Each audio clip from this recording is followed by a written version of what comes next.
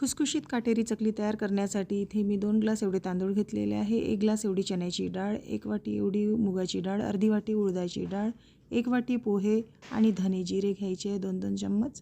प्रत्येक डाळी आणि तांदूळ इथे आपल्याला धुवून घ्यायचे आहे, सुकवून घ्यायचे आहे। त्यानंतर इथे गॅसवरती मंद आचेवरती कढईमध्ये सर्व डाळी आणि तांदूळ भाजून घ्यायचे आहे।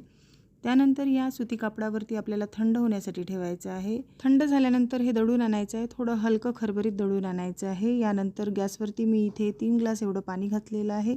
पाणी उकळले की त्यामध्ये चवीनुसार 1 चमचा एवढं मीठ, 1 चमचा एवढं तिखट, हळद, तीळ, ओवा आणि 4 चमचे एवढं तेल घालून 4 वाटी एवढे पीठ घालायचं आहे। ते व्यवस्थित मिक्स करायचं आहे। त्यानंतर 5 मिनिटं रेस्टला ठेवल्यानंतर कोमट छान मळून घ्यायचं आणि यामध्ये अशा प्रकारचा साचा घेऊन त्यामध्ये टाकून आपल्याला अशा चकल्या पाडून घ्यायच्या आहे आणि त्या खुसखुशीत होईपर्यंत छान अशा ब्राऊन रंगावर तळून घ्यायच्या आहे।